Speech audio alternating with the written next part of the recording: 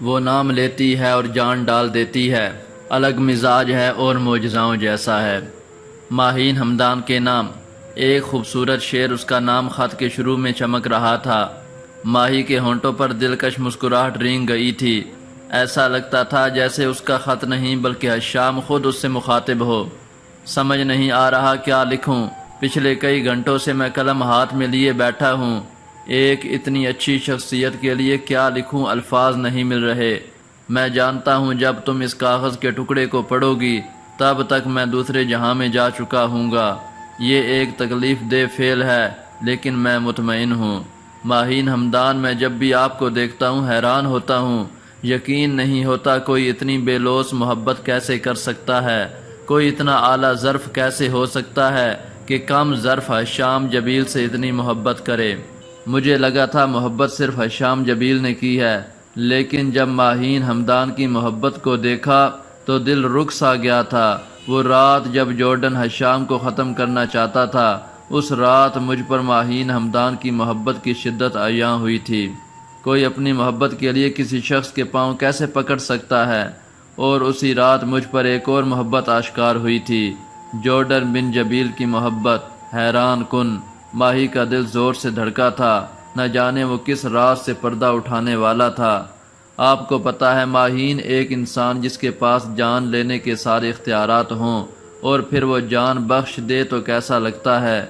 ہم عام لوگوں کے لیے یہ ایک معجزہ ہوتا ہے اور ایسے معجزے صرف محبت میں ہوتے ہیں۔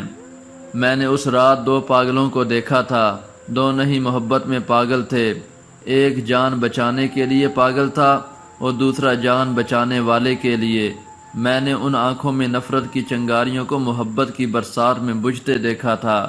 میں اکثر سوچتا تھا کہ ماہین ہمدان جیسی لڑکی جو حشام جبیل سے عشق کرتی ہے، حشام جبیل اسے اپنا کیوں نہیں لیتا؟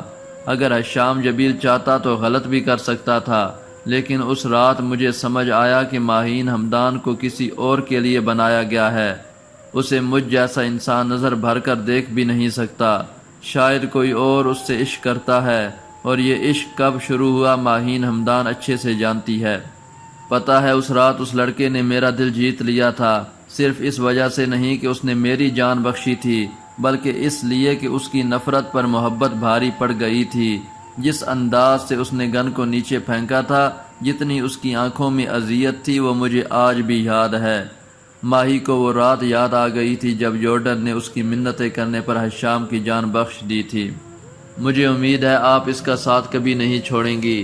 آپ اعلیٰ ظرف ہیں، اور میں یہ بھی جانتا ہوں کہ 2 نومبر کو حشام جبیل اسی جگہ آپ سے ملے جس جگہ وہ پہلی بار ملا تھا، اور اس بار حشام جبیل ماہین ہمدان سے اس کا ساتھ مانگے گا، اور مجھے امید ہے ماہین ہمدان انکار نہیں کرے گی۔ ماہی کا سانس جیسے اٹک سا گیا تھا، اسے سمجھ نہیں آ رہا تھا کہ حشام نے اس سے کیا مانگ لیا تھا۔ وہ آنکھیں پھاڑے اس کے الفاظ پر غور کر رہی تھی۔ یہ میری آخری خواہش ہے، اسے میری گزارش سمجھ لے، محبت کو دم توڑنے مت دیجیے گا۔ اور رہی بات حشام جبیل اور ماہین ہمدان کے رشتے کی، تو حشام جبیل کو ماہین ہمدان سے محبت نہیں لیکن عقیدت ضرور ہے۔ ماہین ہمدان کی محبت سے حشام جبیل کو عقیدت ہے بے انتہا بے پناہ۔ ایک کم ظرف انسان، حشام بن جبیل۔ وہ الفاظ نہیں تھے، جانے کیا تھے۔ ماہی کو سمجھ نہیں آ رہا تھا کہ وہ ہنسے یا روئے۔ وہ اس کا خط، اس کے الفاظ پڑھ کر ہنسی تھی اور اس کی گزارش پر پھوٹ پھوٹ کر رو دی تھی۔ مجھ کو معلوم نہ تھی ہجر کی یہ رمز کہ تو جب میرے پاس نہ ہوگا تو ہر سو ہوگا۔ موبائل پر ہوتی بیل نے خانم کی توجہ اپنی جانب مبذول کروائی تھی۔ وہ میز پر رکھی کتابوں کو ترتیب سے لکڑی کے شیلف میں رکھ رہی تھی۔ اس نے کمرے میں چاروں طرف نظر دوڑائی، کمرہ کافی حد تک صاف ہو چکا تھا۔ پھر اس نے آگے بڑھ کر میز کی دوسری جانب رکھے موبائل کو اٹھایا تھا۔ ماہم کی کال تھی۔ کیسا لگا لندن؟ سلام و دعا کے بعد ماہم نے پوچھا تھا۔ لندن ایک قدیم شہر ہے، اور تم جانتی ہو ماہم کہ مجھے قدامت پسند ہے۔ خانم نے کھڑکی سے پردہ اٹھاتے ہوئے کہا تھا۔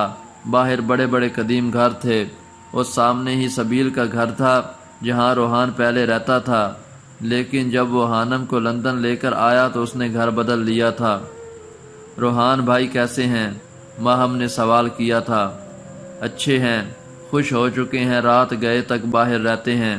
حانم نے گہری سانس لیتے ہوئے جواب دیا تھا، خیال رکھا کرو ان کا، اکیلے ہو چکے ہیں وہ۔ ماہم نے نصیحت کی تھی اور حانم نے اس بات میں سر ہلا دیا تھا۔ آج روحان کو النور کا ہیڈ بنایا جانا تھا۔ وہ پورا دن وہاں مصروف رہا تھا، اسے حانم سے بات کرنے کا وقت ہی نہیں ملا تھا، ورنہ وہ روزانہ اس سے دن میں 2-3 بار فون کرتا تھا۔ چھوٹی سی تقریب سے فارغ ہونے کے بعد جس میں النور کو اسے سونپ دیا گیا تھا، روحان نے موبائل نکالا تھا۔ وہ حانم کو فون کرنے والا تھا جب اچانک ایمی کی طرف سے بھیجی گئی ایک تصویر کو دیکھ کر حیران رہ گیا تھا۔ وہ جینی تھی، جینی مارٹر، جس کے ساتھ مل کر کبھی اس نے گانے گائے تھے۔ اس نے خودکشی کر لی تھی۔ روحان کے لیے یہ خبر کافی حیران کن تھی۔ اسے یقین نہیں ہو رہا تھا کہ جینی جیسی لڑکی خودکشی کر سکتی تھی۔ اس نے فوراً انٹرنیٹ پر جینی کے متعلق سرچ کیا تھا۔ لوگ کافی صدمے میں تھے۔ وہ اچھی گلوکارہ تھی۔ کچھ لوگ اس کی خودکشی سے دکھی تھے جبکہ کچھ لوگ اسے قتل قرار دے رہے تھے۔ روحان گہری سوچ میں پڑ گیا تھا۔ تم لوگوں نے کہا تھا کہ آرجے مر چکا ہے، لیکن نہیں، وہ زندہ ہے، اور اس روپ میں زندہ ہوگا میں نے کبھی سوچا نہیں تھا۔ یہ وہی سیاہ کھڑکیوں اور دیواروں والا کمرہ تھا، اور اس تکونی میز کے گرد آج سالوں بعد بھی وہی 3 لوگ موجود تھے، ایک بوس اور دونوں وہ۔ بوس، آپ کو غلط فہمی ہوئی ہے، آرجے مر چکا ہے، لڑکی جو کہ سر سے پاؤں تک سیاہ کپڑوں میں ملبوس تھی سنجیدگی سے کہہ رہی تھی۔ آرجے زندہ ہے، اور اس لڑکے کو دیکھ رہے ہو نا، یہ آرجے ہی ہے۔ پہلے میں اسے زندہ چاہتا تھا، اپنے مقصد کے لیے استعمال کرنا چاہتا تھا، لیکن اب یہ دشمنوں میں شمار ہو چکا ہے، اسے ہر حال میں ختم کرنا ہوگا۔ بوس کے چہرے پر کرختگی چھائی تھی۔ وہ لڑکی اور لڑکا اس بات میں سر ہلا کر رہ گئے تھے۔ شام 4 بجے کا وقت تھا جب حانم کی آنکھ کھلی تھی۔ وہ کافی دیر سوتی رہی تھی۔ اس نے سب سے پہلے بیڈ پر ہی تھوڑا فاصلے پر رکھا موبائل اٹھایا تھا۔ روحان نے اسے کافی دفعہ فون کیا تھا، لیکن چونکہ موبائل سائلنٹ پر تھا اسے پتہ ہی نہیں چلا تھا۔ وہ 4 بج گئے۔ آج تو روحان کا مذاکرہ ہے۔ وہ ایک دم اچھلی تھی اور پھر بیڈ سے نیچے اتر کر ٹی وی روم کی طرف بھاگی تھی۔ اسے روحان کے لیکچر سننا اچھا لگتا تھا۔ صرف اسلام ہی کی پیروی کیوں؟ تمام مذاہب لوگوں کو اچھے کام کرنے کی تعلیم دیتے ہیں، پھر ایک شخص کو اسلام ہی کی پیروی کیوں کرنی چاہیے؟ کیا وہ کسی دوسرے مذہب کی پیروی نہیں کر سکتا؟ روحان سے سوال کیا گیا تھا۔ حانم آنکھیں سکیڑے غور سے ٹی وی دیکھ رہی تھی۔ وہ روحان کا جواب سننا چاہتی تھی۔ تمام مذاہب بنیادی طور پر انسان کو صحیح راہ پر چلنے اور برائی سے بچنے کی تلقین کرتے ہیں، لیکن اسلام ان سب سے بڑھ کر ہے۔ یہ ہمیں صحیح راہ پر چلنے اور اپنی انفرادی اور اجتماعی زندگی سے برائی کو خارج کرنے میں عملی رہنمائی فراہم کرتا ہے۔ اسلام انسانی فطرت اور معاشرے کی پیچیدگیوں کو پیش نظر رکھتا ہے۔ اسلام خود خالق کائنات کی طرف سے رہنمائی ہے۔ اس لیے اسلام کو دین فطرت یعنی انسان کا فطری دین کہا گیا ہے۔ اسلام میں تمام مسائل کا عملی حل۔ اسلام بہترین طرز زندگی ہے کیونکہ اس کی تعلیمات محض نظریاتی ہی نہیں بلکہ وہ انسانیت کو درپیش مسائل کے عملی حل بھی پیش کرتی ہیں۔ لہٰذا اسلام انفرادی اور اجتماعی سطحوں پر بہتر نتائج حاصل کرتا ہے۔ اسلام بہترین طرز زندگی ہے کیونکہ یہ قابل عمل عالمگیر مذہب ہے جو کسی ایک قوم نسل تک محدود نہیں۔ اس لیے دوسرے مذاہب کے مقابلے میں صرف اسلام ہی ایسا دین ہے جس کو اپنا کر انسان اپنی شاہراہ حیات بالکل سیدھی بنا کر اخروی زندگی میں کامیابی و کامرانی حاصل کر سکتا ہے، اور اخروی کامیابی ہی حقیقی کامیابی ہے۔ حانم نے دلچسپ نظروں سے ٹی وی پر چلتی تقریر کو سنا تھا اور پھر اس کے چہرے پر مسکراہٹ پھیل گئی تھی۔ رات کے تقریباً 11:15 بجے کا وقت تھا۔ حانم نیند سے بوجھل آنکھیں لیے لاؤنج میں صوفے پر بیٹھی تھی۔ سخت سردی پڑ رہی تھی۔ وہ روحان کا انتظار کر رہی تھی۔ ملازمہ کب کی سو چکی تھی اور حانم کو شدید غصہ آیا ہوا تھا۔ کچھ دیر بعد روحان اندر داخل ہوا تھا۔ حانم کو غصے پر بیٹھا دیکھ کر وہ چونکا تھا۔ السلام علیکم۔ روحان نے سلام کرتے ہوئے کوٹ اتار کر صوفے پر رکھا۔ حانم اسے کھا جانے والی نظروں سے گھور رہی تھی۔ اس نے سلام کا جواب بھی دل میں ہی دیا تھا۔ تم آج ابھی تک جاگ رہی ہو؟ مجھے لگا سو گئی ہوگی۔ خیر جاگ ہی رہی ہو تو کھانا مل سکتا ہے مجھے؟ کافی بھوک لگی ہے۔ روحان نے بد آنکھوں سے کہا تھا۔ وہ صوفے سے ٹیک لگائے بیٹھا تھا۔ خانم کا پارا ہائی ہوا۔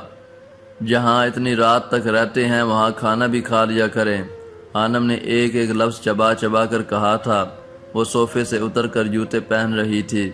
روحان نے چونک کر آنکھیں کھولی تھیں۔ اسے یقین نہیں آ رہا تھا یہ جواب خانم نے ہی دیا تھا۔ وہ لندن آنے کے بعد کافی پرسکون ہو گئی تھی۔ اسے کام بنا کہے کر دیتی تھی۔ آج کیا ہوا تھا اسے؟ نوکر سمجھا ہوا ہے مجھے، پاگلوں کی طرح جاگتی رہوں؟ وہ دوپٹہ ٹھیک کرتی بڑبڑا رہی تھی۔ روحان اسے دلچسپ نظروں سے دیکھ رہا تھا۔ اس کا پھولا ہوا منہ دیکھ کر روحان کے چہرے پر گہری مسکراہٹ پھیل گئی تھی۔ تمہارا غصہ میرے کھانے مانگنے پر آیا ہے یا لیٹ گھر آنے پر؟ روحان نے اپنی جگہ سے اٹھتے ہوئے کہا تھا۔ وہ کافی تھکا ہوا تھا۔ اسے احساس ہو رہا تھا وہ کافی مصروف رہنے لگا تھا۔ صبح صبح چلے جاتا تھا، رات دیر سے واپس آتا تھا۔ دن میں فون کر لیا کرتا تھا لیکن کبھی بات ہو جاتی تھی کبھی نہیں۔ وہ اتنا الجھ گیا تھا پچھلے دنوں میں کہ خانم پر دھیان ہی نہیں دے پا رہا تھا۔ میں کوئی مشین نہیں ہوں جسے سارا دن اکیلے رکھا جائے گا تو رہ لوں گی۔ میں سارا دن یہاں اکیلی ہوتی ہوں، آپ کو احساس بھی ہے؟ وہ کچن کی طرف قدم بڑھاتی غصے سے کہہ رہی تھی۔ روحان کو اس کا خالص بیویوں والے انداز میں شکوے کرنا اچھا لگ رہا تھا۔ وہ چاہتا تھا کہ وہ بولتی رہے۔ میں نے فون کیا تو تھا، تم نے اٹھایا نہیں۔ وہ اس کے پیچھے لپکا تھا۔ میں سوئی ہوئی تھی اس وقت، خانم نے دو بدو جواب دیا۔ تو اس میں کس کی غلطی ہے؟ روحان نے پوچھا تھا۔ آپ کی مسٹر روحان جبیل۔ خانم کا جواب سن کر روحان حیران رہ گیا تھا۔ آپ نے اس وقت فون کیوں کیا جب میں سو رہی تھی؟ اب وہ سالن گرم کر رہی تھی۔ مجھے کیسے پتا ہوگا تم اس وقت سو رہی ہو؟ وہ پریشان سا پوچھ رہا تھا۔ ہاں تو مجھے کیسے پتا ہوگا کہ آپ نے کس وقت فون کرنا ہے؟ خانم کا جواب سن کر روحان کا کیا کہا ابھرا تھا۔ اسے اندازہ ہو گیا تھا کہ وہ خانم سے کم از کم ان معاملات میں نہیں جیت سکتا۔ سوری، میں آئندہ خیال رکھوں گا اور جلدی گھر آؤں گا، وہ اب سنجیدہ لہجے میں کہہ رہا تھا۔ آنکھوں میں البتہ شرارت ناچ رہی تھی۔ خانم نے اس کا جواب سن کر کچھ نہیں کہا تھا۔ وہ سمجھ سکتا تھا خانم کو واقعی نیند آ رہی تھی۔ وہ اب سپاٹ سا چہرہ لیے کھانا چھوٹی سی میز پر لگا رہی تھی جو کچن میں ہی رکھی تھی۔ اسے دیکھ کر جیسے روحان کی ساری تھکن اتر سی گئی تھی۔ وہ اب دلچسپ نظروں سے اس کی ہر حرکت کو نوٹ کر رہا تھا۔ کھانا لگانے کے بعد وہ کچن سے جانے لگی تو روحان نے اس کا ہاتھ پکڑ لیا۔ تم نہیں کھاؤ گی؟ مجھے بھوک نہیں ہے۔ اچھا چلو پاس تو بیٹھ سکتی ہو نا؟ جی نہیں، مجھے نیند آئی ہے، میں مزید نہیں جاگ سکتی۔ وہ اپنا ہاتھ چھڑوا کر جا چکی تھی۔ یہ کیسے کرے گی مجھ سے محبت؟ اس کو تو نیند ہی بہت آتی ہے۔ سارا دن سوتی ہے، پھر رات کو بھی سوتی ہے، پھر بھی اس کی نیند پوری نہیں ہوتی، اور اوپر سے غصہ بھی مجھ پر ہی کرتی ہے۔ روحان سرد آہ بھر کر رہ گیا تھا اور پھر سر جھٹک کر میز کی طرف بڑھ گیا تھا۔ کھانے کے بعد روحان جب کمرے میں آیا تو خانم سر تک کمبل تانے گہری نیند سوئی ہوئی تھی۔ کمرے میں ہیٹر کی گرمائش تھی۔ روحان کو گرمی کا احساس ہوا تھا لیکن اس نے ہیٹر بند نہیں کیا بلکہ اپنی جیکٹ اتار دی تھی۔ وہ جانتا تھا خانم سے سردی برداشت نہیں ہوتی تھی۔ پیرس میں بھی اس کا یہی حال تھا اور اب یہاں آ کر بھی۔ پاگل! روحان اسے دیکھ کر زیر لب بڑبڑایا تھا۔ چہرے پر دلکش مسکراہٹ تھی۔ اتنا ہی کافی تھا کہ وہ اس کی نظروں کے سامنے تھی۔ وہ لیپ ٹاپ اٹھا کر صوفے پر بیٹھ چکا تھا۔ کچھ دنوں سے اپنے اکاؤنٹس میں کچھ غیر معمولی حرکات محسوس ہو رہی تھیں۔ آج وہ جائزہ لینا چاہتا تھا کہ ایسا کیوں تھا، اور اوپر سے جینی کی موت نے اسے الجھن میں ڈال دیا تھا۔ اسے آج بھی وہ رات یاد تھی جب وہ جینی کے ساتھ جانے والا تھا لیکن اس کے پیڈنٹ میں اسے منی کیمرہ نظر آیا تھا۔ اس کے سوشل میڈیا اکاؤنٹس کو ہیک کرنے کی کوشش کی گئی تھی، اور آج سالوں بعد دوبارہ سے اسے وہی حرکات محسوس ہو رہی تھیں۔ وہ سنجیدہ چہرے کے ساتھ اپنی اسکیننگ آنکھوں کو لیپ ٹاپ پر جمائے ہر چیز کا باریک بینی سے جائزہ لے رہا تھا۔ کچھ تو تھا جو ٹھیک نہیں تھا۔ اگلی صبح وہ کافی دیر سے جاگی تھی۔ روحان جا چکا تھا۔ اس نے ناشتے کے لیے خانم کو نہیں اٹھایا تھا۔ اچھا کیا نہیں اٹھایا، اب انہیں یہ تو لگے گا نہ کہ میں ناراض ہوں اس لیے نہیں اٹھی۔ دن کے 10 بجے کا وقت تھا۔ اس سے پہلے وہ کچھ سوچتی اس کے موبائل پر تھر تھراہٹ ہوئی تھی۔ خانم نے موبائل اٹھا کر دیکھا تو روحان کا ہی میسج تھا۔ گھر میں دھیان سے رہنا، بلا وجہ کسی کے لیے بھی دروازہ مت کھولنا، اور مشکوک افراد سے ہرگز بات مت کرنا۔ اور گھر سے باہر بھی مت نکلنا۔ روحان کا میسج پڑھ کر حانم کی تیوری چڑھی تھی۔ آج تو اس نے بستی میں گھومنے کا ارادہ کیا تھا، آج ہی وہ اسے گھر میں رہنے کی تلقین کر رہا تھا۔ میں کوئی بچی نہیں ہوں جو یہاں کھو جاؤں گی، میں باہر لازمی جاؤں گی، حانم نے جواب دیا تھا۔ اسے خود سمجھ نہیں آ رہا تھا وہ اس سے کیوں ناراض تھی۔ اطمینان سے ناشتہ کرنے کے بعد وہ اٹھی، تیار ہوئی۔ ٹخنوں سے ذرا اوپر تک کے اوور کوٹ میں وہ پوری طرح سے چھپ گئی تھی۔ اپنے پسندیدہ بند جوتے پہننے کے بعد چھاتا لے کر باہر نکل گئی تھی۔ سمجھتا کیا ہے خود کو، میں کوئی 4 سال کی بچی ہوں یا مجھے لندن کا نہیں پتہ؟ بی جان سے شکایت کرنی پڑے گی، مجھے یہاں قید کر کے رکھا ہے۔ وہ زیر لب بڑبڑا رہی تھی۔ باہر موسم کافی سرد تھا، آسمان بادلوں سے ڈھکا ہوا تھا۔ صبح صبح ہی شام کا گمان ہو رہا تھا، یقیناً کچھ دیر تک برف باری ہونے والی تھی۔ گھروں کے سامنے سے گزرتے ہوئے اچانک اس کی نظر ایک گھر پر پڑی تھی۔ ہر گھر کے سامنے باڑ لگی تھی اور اندر جانے کے لیے جنگل نما گیٹ۔ ایلف آسکر۔ دروازے کے ایک طرف ایلف کا نام پڑھ کر وہ چونکی تھی۔ اس نے یہ نام پہلے بھی سنا تھا۔ اچانک ایک دھماکہ ہوا اور اسے یاد آ گیا تھا، شام نے یہ نام لیا تھا، اس نام کی لڑکی کو روحان نے ریجیکٹ کیا تھا۔